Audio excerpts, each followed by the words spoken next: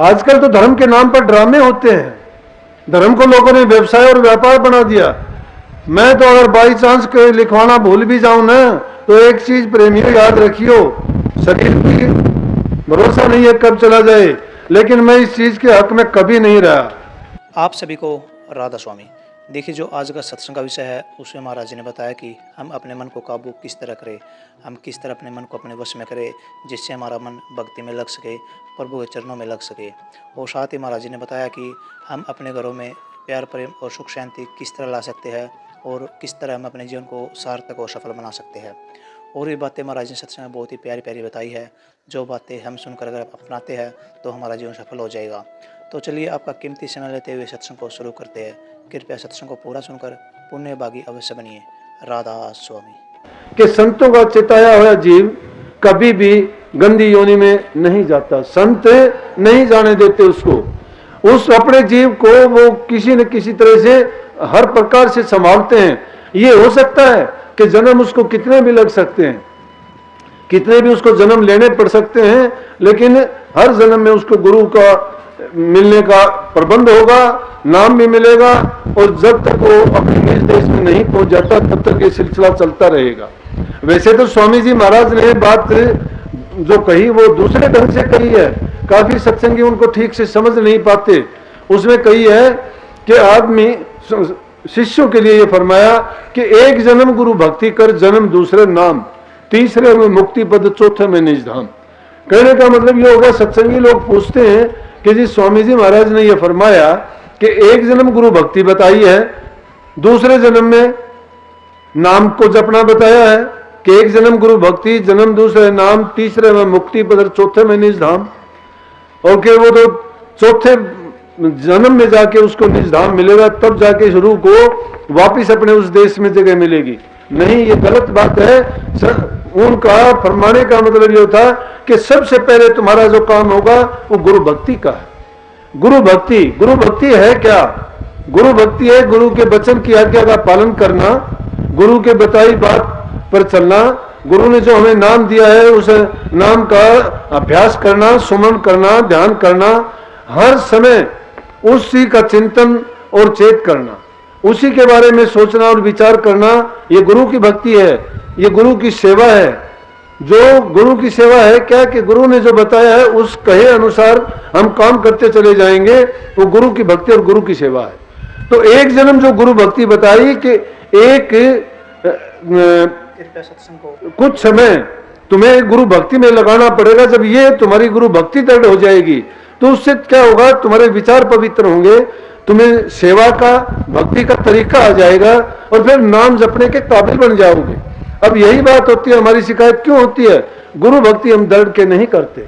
आगे चल के इस बात को खोल दिया कि गुरु भक्ति दृढ़ के करो, पीछे और उपाय, बिन गुरु भक्ति मोह जब कभी न काटा जाए।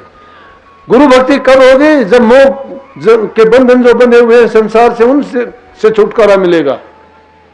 जब उनसे छुटकारा मिल जाएगा तो हम गुरु भक्ति में दृढ़ होके लग जाएंगे। अब गुरु भक्ति क्या, संत मत ने ऐसा सीधा और सुगम मार्ग दे दिया कि घर गृहस्थी के सारे नियमों को निभाते हुए, अपनी संतान का लालन पालन करते हुए, अपने बच्चों में रहते हुए, अपने कामकाज को रोजी रोजगार करते हुए, बाकी फालतू समय में अपने मन को एकाग्र चित्त करके सदगुरु के बताए नाम में लगा के उसका अभ्यास करते रहे। नाम की कमाई भी होती रहेगी और संसार के भी सारे कार्य निभाते रहेंगे, और साथ की साथ जो कर्म का बोझ था हमारे से वो उतरता भी रहेगा। आज समाज में देखते हैं बुराइयां पनप रही हैं, कहीं कन्या का वध होता है, कहीं देखते हैं शराब कबाब पी के घर टूट रहे हैं, कहीं देखते हैं सास बहुओं को घर से निकाल देती हैं, कहीं देखते हैं कि बहुएं सास को घर से निकाल देती हैं आते ही। जिन्होंने तुम्हारे लिए सब कुछ ऐसे अच्छे सपने देखे, सास ने बहू के लिए देखे, बहू आएगी घर में, मेरी आदर करेगी, सेवा करेगी, घर को संवारेगी, घर का मान बढ़ाएगी, घर की लक्ष्मी होगी।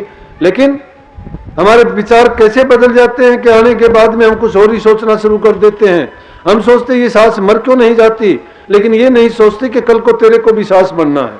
लेकिन जो सास बन जाती है वो बहुओं के साथ बेटी जैसा व्यवहार नहीं करती हैं। वो सोचते हैं ये क्यों आ गई। अपनी बेटियों के साथ तो वो बड़ा मीठा बोलती हैं, उनसे बहुत प्यार करती हैं, और बहू उससे कभी एक लफ्ज बोलने का काम नहीं है। अगर वो बोल भी पड़ती है बहू से तो उसको उल्टी सीधी बात बोल के ऐसे वचन बोलती है जो उसके शांति वाले नहीं बल्कि आग लगाने वाले हैं। कटु वचन बहुत बुरा है। कटु वचन मत बोलो। घाव अगर किसी चीज से, औजार से, हथियार से अगर तुमने किसी को घाव कर दिया एक बार में होगा, भर जाएगा। लेकिन अगर तुमने वचन का घाव किसी को दे दिया वो कभी जिंदगी भर नहीं भर सकता। इसलिए कटु वचन नहीं, मीठा वचन बोलो। मीठा वचन जो बोलोगे उसमें सम्मोहन क्रिया है। ये मीठा बोलने से तुम उसके हो जाओगे, वो तुम्हारा हो जाएगा। नहीं देखते ये प्यार का नाता कब जुड़ता है, एक दूसरे से कब तुम इतना प्यार करने लगते हो, जब वो तुझे अपना समझता है और तुम उसको अपना समझने लगते हो। ऐसा हमारे घरों में नहीं है। इसीलिए आज ये हालत है समाज में। वो हालत क्यों बिगड़ी? जब आपस में सास बहू के झगड़े रहते हैं, बच्चों को क्या संस्कार मिलेंगे, क्या सीखेंगे? वो पिता पुत्र के झगड़े होते हैं, अजीब बात सुनने को मिलती है। पुत्र पिता को मारते हैं, पिता पुत्र को मारता है। यह हालत है। इतिहास तो हमारा इस चीज का गवाही नहीं है। इतिहास तो हमारा ये कहता है कि अब पुत्र को पिता से पहले मरने का भी वो नहीं था पहले। लेकिन क्या हुआ कि जो जो कलयुग का प्रभुत्व बढ़ता गया, हमारे आपसी सोच बदलती गई, हमारे आपसे जो प्यार प्रेम के नाते थे वो टूटते गए। क्यों टूटे? कि बुराइयों को अपनाते गए, अच्छाइयों को छोड़ते चले गए। जब तक इन बातों को हम नहीं अपनाते, क्या सत्संग काम देगा आपको? क्या नाम आपके लिए फायदा करेगा? अगर तुम सच्चे भगत बनना चाहते, मैं तो कहता हूं धिक्कार है उन लोगों का सत्संग में आना। अगर एक भी आदमी को अपने घर में कोई बुरा आदमी है उसको नहीं सुधार पाते हो, मैं कहता हूं सत्संग में मत आया करो। अब ये इतने लोग आते हैं, मैं आते हुए देखता हूं, ना उनके विचार बदले, ना उनका जीवन बदला, बल्कि बुराइयां ज्यादा बढ़ती गई। क्यों बढ़ी वो बुराइयां? अगर वो सच्चाई के मार्ग पर चलने वाले होते तो वो मिथ्या बातों को छोड़ देते, वो पाप कर्मों को त्याग देते, वो किसी के दिल को दुखाने वाले वचनों को त्याग देते। अरे किसी को अगर दुख देते हो तुम सुखी कभी नहीं रह सकते। आज तक ऐसा हुआ नहीं कि कोई बुरा करने वाला जिसने सुख हो गया, लेकिन ऐसा भी नहीं है कि किसी को सुख देने वाला कभी दुखी हुआ हो। और कहीं दुनिया में उसको चाहे किसी प्रकार का दुख हो जाओ, आत्मिक सुख जो उसको मिलेगा किसी को नहीं मिल सकता। इसलिए प्रेमियों, जरूरी चीज है कि घरों में प्यार प्रेम, बूढ़े बुजुर्ग की इज्जत कदर, लड़कियों की लक्ष्मी है औरत। औरत की जब तक जिस घर में औरत की कदर नहीं होती है वो घर बसो बेशक बसा कुछ होता नहीं है उसका। जहां औरत की कदर नहीं होती वो समझो कि घर नरक के समान है। अब कहां से औरत ही घर को बनाती है, औरत ही बच्चों को अच्छे संस्कार देती है। अगर औरत अच्छी नहीं है तो बच्चों को घर को बर्बाद करके रख देगी। लेकिन उस औरत से प्यार करके प्रेम करके उसकी इज्जत सम्मान देके, वो लक्ष्मी का रूप है। लक्ष्मी के रूप में जब उसको पूजोगे, उसको मानोगे, तो हर प्रकार से आप पाओगे कि घर में सुख शांति अमन चैन रहेगा। बच्चों में अच्छे संस्कार, अच्छी बुद्धि और उनको जो शिक्षा मिलेगी उससे उनका जीवन आगे चल के भी अच्छा रहेगा। लेकिन जब बच्चों को संभालने वाला नहीं है, जिस घर में रोजाना की तकरार रहती है, तो समझो कि वहां सुख शांति खुशहाली लक्ष्मी भी उस घर से निकल जाती है, बल्कि वहां तो रोजाना हाय तौबा झगड़े मुकदमे रहते हैं। ये चीजें जब होंगी तो कौन सी भक्ति, कौन सा सत्संग, कौन सा नाम हमारे काम आएगा? नाम को जिस प्रकार से किसी चीज को, अच्छी चीज को सुरक्षित रखने के लिए अच्छे बर्तन की जरूरत पड़ती है, इसी प्रकार से नाम भी बेशकीमती चीज है। उसको हमारे हृदय में रखने के लिए क्या करना पड़ेगा कि हमारे हृदय को पाक साफ और पवित्र बनाना पड़ेगा। जब तक बुराइयों से भरा पड़ा है तब तक चाहे लाख यत्न करवा। इसीलिए तो आप आके शिकायत करते हो कि जी मैं सुमरण करता हूं, सुमरण नहीं होता, मानता हूं। कैसे होगा? सुमरण करने वाला रास्ता नहीं अपनाया आपने। हम 5 नियम बताते हैं। किसी प्रकार का नशा ना करो, 1 नंबर 2 स्त्री पति बरता रहो, पति स्त्री बरता रहो, 2 नंबर 3 चोरी ना करो। चौथा नियम बताया कि मांस मछली अंडे ना खाओ। क्यों? कि जैसा तुम खाते हो वैसे ही तुम्हारे विचार, वैसा ही तुम्हारा जीवन बनेगा। जैसा खाएंगे वैसा मन होगा, जैसा मन होगा उसमें वैसे विचार पैदा होंगे। और 5वां नियम जो बताया भ्रूण हत्या का, सब जानते हो आजकल कितने इसके लिए प्रयास करते, सरकार करती है, समाज करता है, कितनी संस्थाएं लगी हुई हैं। हम जैसे भी सत्संगों के माध्यम से आपको उसकी बारे में बहुत बताते हैं कि बेटी बचाओ, बेटी पढ़ाओ। बेटी पढ़ी लिखी होगी, समाज सारा पढ़ा लिखा अपने आप हो जाएगा। बेटी बचाओ, बेटी जब बचा ली जाएंगे, जो लिंग अनुपात बिगड़ता जा रहा है, तो उससे हमें क्या होता है कि आगे जाके ये तो ऐसा लगता है कि शायद मनुष्य जाति खत्म हो जाएगी। इस प्रकार से सभी चीज अपनी चीज को बढ़ाने की कोशिश करते हैं, लेकिन इंसान बुद्धिमान होते हुए भी ये अपनी जाति को खत्म करने पे क्यों तुला हुआ है। इसको अगर किसी को जिंदा करने का अधिकार नहीं है तो ये मारने का प्रयास क्यों करता है। ऐसा काम करो, अगर तुम्हें वो ताकत है, तुम किसी को जिंदा कर सकते हो मार के, तो फिर तुम मारा करो। लेकिन तुम अगर उसको जिंदा नहीं कर सकते तो आपको मारने का भी अधिकार नहीं है। और ऐसे ऐसे पाप जब तुम्हारे दिल में भर जाएंगे, तो मैं कहता हूं कि ये दोनों चीज एक जगह रह ही नहीं सकती। पाप पुण्य एक जगह नहीं रह सकते, प्रकाश अंधेरा एक जगह नहीं रह सकता, लाभ हानि दोनों एक जगह नहीं रह सकती, भले और बुरे भी एक जगह नहीं रह सकते। जहां जिसके दिल में बुराइयां भरी पड़ी हैं, वहां भलाई कहां से होगी। वहां तो पाप कर्म ही भरे पड़े हैं, तो पाप कर्म ही रहेंगे। इसलिए भक्ति करना चाहते हो तो पहले आपकी ये शिकायत कि भाई मेरे से सुमन नहीं होता, बैठने की कोशिश आप करते हो लेकिन मन काबू का नहीं है। क्यों नहीं है? मन विषयों में फंसा रखा है। भक्ति करने में तो संतों ने कहा, विषयन से जो रहे उदासा, परमार्थ की जा मन आशा, धन संतान प्रीत न जाके, खोजत फिर साथ गुरु जाके। जो विषयों से उदास हो, अच्छे चरित्र वाला, अच्छे गुणों वाला, पवित्र हृदय वाला, शुद्ध संकल्प वाला, शुद्ध विचारों वाला व्यक्ति ही ऐसा कर सकता है। और विषयों को जिसने पीठ दे दी हो, विषयों से उदास होने का मतलब है कि उन चीजों की ओर से उसने बिल्कुल ही अपने मुंह को मोड़ लिया हो। संतों ने इसको कह दिया कि गुरु के सन्मुख रहो, मन के बेमुख हो जाओ। मन को पीठ जब दिखा देगा, गुरु के जो सन्मुख चला जाएगा, मन कहता है वो मन की बात नहीं मानेगा, सतगुरु जो कहेगा उस बात को वो सत्य और दृढ़ करके अपने हृदय में रख लेगा। धीरे धीरे करके जीवन संवरता चला जाएगा। फिर मन जहां चाहे वहां लगा लेना। अब मन के काबू में हम हैं। मन पांचों के बस पड़ा, और मन के बस नहीं पांच, जित भागु तित धो लगे, जित जाऊं तित आंच। मन पांचों के बस पड़ा हुआ है। पांच कौन है? काम, क्रोध, लोभ, मोह, अहंकार। मन पांचों के बस पड़ा है, मन के बस में नहीं है ये पांचों। और जहां मन के बस पड़े हैं और मन पांचों के बस में है, तो जहां जाओगे वहां आग लगी हुई है। जहां जाओगे वहीं पर बर्बादी है, वहीं पर नाश, वहीं पर पाप, वहीं पर दूषित वातावरण बना दोगे। लेकिन मन को अगर आपने काबू कर लिया है, मन कैसे सिधाया जाएगा? जब अपने से शक्तिशाली को अपना मन किसी को सौंप दोगे।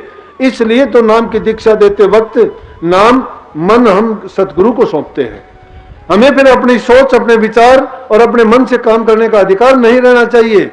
हम नाम मात्र के तो कहते हैं गुरु तेरे हो गए, मैं तेरा, मैं तेरा, लेकिन मन से नहीं तेरा, मन से तो मैं मेरा और मैं मेरी का रोग है दुनिया में। जब तक मैं मेरी नहीं छोड़ते हो तब तक कभी नहीं छूटोगे। मैं मेरी का रोग पसरिया बड़े बने जिन मार सही, जिन्होंने मार सही और मैं मेरी का जो रोग है उनको जब त्याग दिया तो वही आदमी जाके ऊंचे दर्जे पर पहुंचे हैं। इसलिए मन को काबू कर लोगे तो मन तुम्हारे कहे में हो जाएगा। फिर सुमरण करके देखना। लेकिन अब तो मन तो हमारा बना रखा है, ऊपर से दिखावा गुरु का बना रखा है, तो मन गुरु के वचन अंतर में जाने ही नहीं देता। मन के पहरेदार बैठे हुए हैं पांचों ज्ञानेंद्रियों के द्वारे पर। मन इतना ताकतवर है तो उसका राज है, क्योंकि उसकी रैयत ऐसी है मन की, उसके कारिंदे ऐसे मजबूत हैं कि वो सारे के सारे जितने भी हमारी ज्ञानेंद्रियां हैं उनके ऊपर बैठे, जिसने कर्मेंद्रियां उन पर बैठे हैं। वो कहता है वो काम फट करते हैं, लेकिन सदगुरु कहता है वो एक भी नहीं करते। इसलिए मन के हम सन्मुख है, गुरु से बेमुख है। गुरु से सन्मुख हो जाओ और मन के बेमुख हो जाओ, फिर देखो तुम मन हार जाएगा आपसे। और मन में वैसे ताकत आएगी जब इंसान की इच्छा शक्ति दृढ़ होती है, वो कुछ भी काम कर ले। इंसान जब ये मन इतना डरपोक हो जाता है इन विषयों में पढ़ के कि इसके अंदर शक्ति नहीं रहती, फिर ये कदम कदम पर चलता हुआ डरता है। लेकिन जब गुरु का बल जिसके मन में हो जाता है उसे कोई नहीं जीत सकता। वाणी में लिखा है स्वामी जी महाराज ने, तुझसे जीत सके ना कोई गुरु का बल जो मन में हुई। गुरु का बल तुम्हारे मन में जब हो जाएगा, जो भी काम करोगे कि सतगुरु को अंग संग रख के काम करोगे, तुम्हें करने की जरूरत नहीं पड़ेगी, सतगुरु करेगा। मैं आजमाई हुई चीज बताता हूं आपको, मैंने आजमाई है, मैं वही चीज आपके सामने बोलता हूं। सतगुरु शिष्य के अंग संग्रह के काम करता है, लेकिन सच्चे बन के। अगर तुम्हें सतगुरु को हर हाल में, अपने हर काम में, अपने विचार में, ख्यालात में जब बसा लोगे पक्का दृढ़ करके, तुम्हारे से अगर कोई गलत काम भी हो जाएगा तो भी सतगुरु तुम्हारी मदद करेगा। और ये तो नाम की कमाई तो ऐसी है कि तो तुरंत मिलती है आपको कि इस हाथ दो और उस हाथ लो, अभी इसकी कमाई करो, अभी इसका फल मिल जाएगा। जो नाम की कमाई नहीं करता है उसको कुछ नहीं मिलेगा, जीवन बर्बाद चला जाएगा। ये मनुष्य का चोला बड़ी मुश्किल से मिलता है, कितने जन्मों में भटका खाया जब मिलता है। ये तन तुमने दुर्लभ पाया, कोटि जन्म जब भटका खाया, या को अव्यर्था मत खो। छिन छिन चेतो भक्ति कमाओ, भक्ति करो तो गुरु की करना, मार्ग शब्द गुरु से लेना। शब्द मार्गी गुरु ना होवे तो झूठी गुरुवाई लेवे। गुरु भी कौन? गुरु शब्द से नहीं, जिसने गुरु ने नाम की कमाई की है वो एकदम प्रैक्टिकल गुरु होना चाहिए। ये कैसे गुरु? एकदम आप जैसा, जो आपकी भाषा बोलता हो, आपसे हर जगह मिलता हो, आपसे कोई दूरी ना बनाता हो। जिस गुरु से बात नहीं कर सकते, मिल नहीं सकते, अपनी बात नहीं कह सकते, अपना संशय भरम नहीं मिटा सकते, उस गुरु से क्या फायदा होगा? क्या फायदा होगा? देखा देखी, सुनी सुनाई बातों से कहते हो गुरु ये कर देगा, गुरु वो कर देगा। अरे गुरु कर तो देगा, लेकिन जब तक गुरु के सामने बैठ के तुम गुरु से जो सीधी निकलने वाली शक्ति की धार है उसको प्राप्त नहीं कर सकते, तो फोटो के गुरु से काम नहीं चलेगा। तो क्या है गुरु की पूजा? यह है गुरु की पूजा कि गुरु के वचन को मानो, गुरु की आज्ञा में चलो, गुरु ने जो बताया उस काम को करो। लेकिन उन गुरुओं की नहीं जो व्यापारी गुरु हैं, उन गुरुओं की नहीं जो पाखंडी गुरु हैं। आजकल तो धर्म के नाम पर ड्रामे होते हैं, धर्म को लोगों ने व्यवसाय और व्यापार बना दिया। मैं तो अगर बाई चांस लिखवाना भूल भी जाऊं ना, तो एक चीज प्रेमियों याद रखियो, शरीर की भरोसा नहीं है कब चला जाए, लेकिन मैं इस चीज के हक में कभी नहीं रहा कि मैं कोई भी किसी प्रकार का कोई व्यवसायिक काम करूं। अगर धर्म में व्यवसाय आ जाता है, स्कूल कॉलेज खोल दिए गए या कोई और चीजें चालू कर दी गई, उनमें फिर धर्म का रास्ता छूट जाता है, सत्संग नाम भक्ति खत्म हो जाती है वहां पर, और फिर दूसरे ही काम हो जाते हैं। सत्संग तो जीव के कल्याण के लिए ही, उनका मार्गदर्शन करने के लिए ही होना चाहिए, उनके जीवों के भ्रम और विकारों से दूर करके सच्चाई के रास्ते पर चलाने के लिए होना चाहिए। और चीजों के लिए दुनियादारी में स्कूल कॉलेज बहुत हैं, अस्पताल अनाथालय बहुत हैं, वृद्धाश्रम और दूसरी चीजें बहुत हैं। यहाँ फैक्ट्री, स्कूल, अस्पताल या ये धर्मशालाएं, ये चीजें सत्संग में सत्संगियों के बैठने के लिए इंतजाम करना, प्रबंध करना एक अलग चीज है। वहां बैठ के वो जो प्रभु का गुणगान करते हैं, आपसी शुद्ध विचारों का आदान प्रदान करते हैं, हरि की जहां चर्चा होती है उससे इंसानों के विचार शुद्ध होते हैं, उनको अच्छे संस्कार मिलते हैं। वहां जब भी प्रभु के बारे में, नाम के बारे में अच्छी बातें जो चलती हैं, वो उस वातावरण को पवित्र बना देती हैं। उनके लिए तो इन सारे प्रबंध करने चाहिए। लेकिन मैं कहता हूं धर्म में राजनीति अगर आती है और धर्म में अगर कोई ये चीजें फंसती है, व्यापारिक चीजें, तो धर्म नहीं रह जाता। इसलिए गुरु ऐसा खोजना चाहिए कि जिसका सिर्फ काम जीवों के कल्याण का ही हो। दूसरी चीजों में जो फंस जाते हैं वह नहीं। अपने भी मैं बताता हूं, मेरे को बहुत कहा कि जी वो स्कूल बना दो, कॉलेज बना दो, वो बना दो। मैंने सीधा कह दिया मैं तो मेरी जिंदगी में बनाऊं नहीं। कोई बाद में कोई बनाए तो अपना बनाते रहना, मुझे कुछ नहीं करना। क्यों? कि मैं इन चीजों को अच्छा नहीं समझता। धर्म में धर्म का नाम लेके आज धर्म पर नौटंकी होती है, तो जीवों का कल्याण नहीं आकाश होता है उससे। इसीलिए देखते हैं कि लोग धर्म में सत्संगों में जाते बहुत नजर आते हैं, परिवर्तन देखते हैं कुछ भी नहीं है। हालात समाज के उससे भी ज्यादा बिगड़ते जा रहे हैं। उसका कारण यही है कि लोग अमल नहीं करते, उसको अपनाते नहीं है। अपनाते क्यों नहीं है? कि वो गुरु ही जब खुद ऐसा नहीं करते तो उनके शिष्य कैसे अपनाएंगे। आप भी अगर कोई अच्छा काम नहीं करते हो, सही रास्ते पर नहीं चलते हो, आपका दोष नहीं, वो मेरा दोष होगा, ये मेरी भक्ति में कमी होगी, इसीलिए आप उस चीज को मानते नहीं होंगे। अगर गुरु ने नाम की कमाई करी है और शिष्यों को उपदेश देता है और उसका नाम और उसके अंदर वो शक्ति है, तो उसके शिष्यों में सीधी उतरती है, वो उनकी भावना, उनके विचार पवित्र होते हैं, बुराइयां छूटती हैं। अगर फिर भी आपके नहीं छूटती तो आपकी कम कमी मेरी ज्यादा कमी मानता हूं मैं। इसलिए प्रेमियों, वो तो आपकी सोच होगी, आप अपने जीवन को कैसा बनाना चाहते हो, लेकिन मैंने तो सतगुरु की ड्यूटी समझ के और इसको एक अपना यही उद्देश्य मन में पाला है कि जितना भी मैं जीवों के भले के लिए, कल्याण के लिए काम कर सकूं उतना करूं। तो आप जितना ज्यादा से ज्यादा हो सके अपना समय नाम में लगाया करो, सुमन में लगाया करो, बुराइयों को छोड़ो, धीरे धीरे करके छूट जाएंगी, मुश्किल बात नहीं है। मन की आदत बिगड़ी हुई है, कई युगों से बदली है, अनेक योनियों में इसको अलग अलग अनुभव हुए हैं, वो संस्कार हमारे मन पे अभी पड़े हैं। लेकिन अब तो हमें सत्संग मिला है, गुरु की शक्ति मिली है, नाम की दौलत हमें मिली है। अब तो कम से कम धीरे धीरे करके हम उनको जब अच्छी नाम की कमाई करते चले जाएंगे, बुराई अपने आप अपनी जगह छोड़ देंगी और हमारा जीवन पवित्र होता चला जाएगा।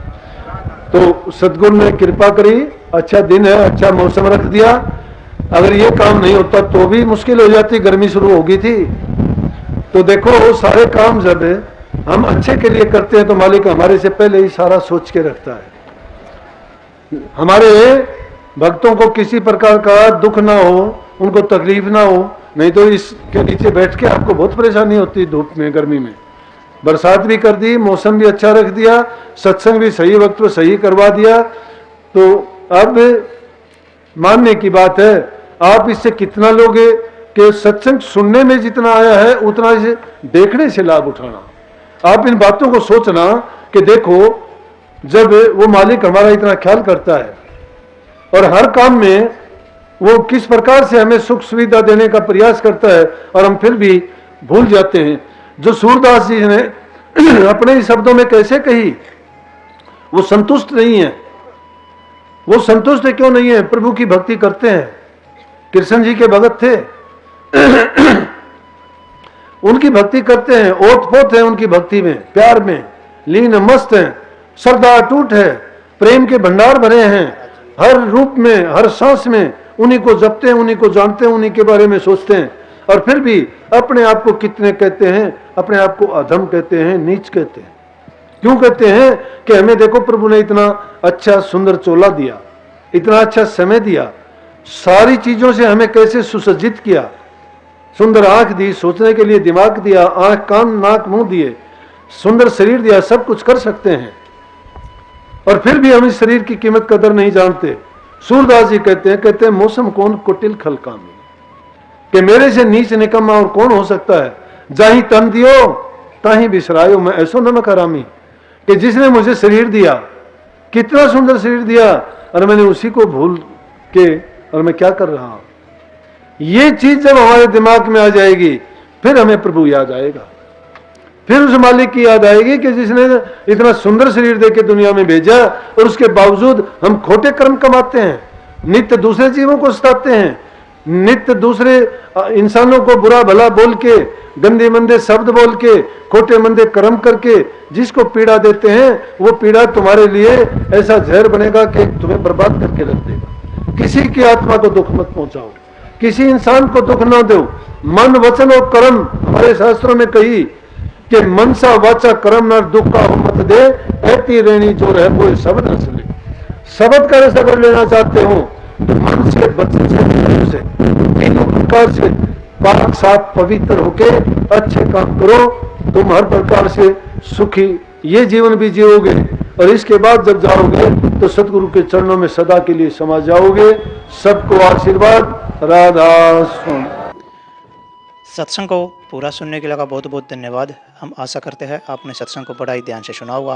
कृपया सत्संग में बातें जो महाराज जी ने बताई है उन बातों को अपने जीवन में अवश्य उतारिए और अपने मन को प्रभु की भक्ति में, प्रभु के चरणों में अवश्य लगाइए ताकि आपका जीवन सफल हो सके। और साथ ही अगर आपको महाराज जी सत्संग अच्छा लगा तो कमेंट बॉक्स में राधा स्वामी लिखकर पुण्य भागीदार अवश्य बनिए। मिलते हैं जल्दी एक नए सत्संग के साथ। तब तक के लिए राधा स्वामी।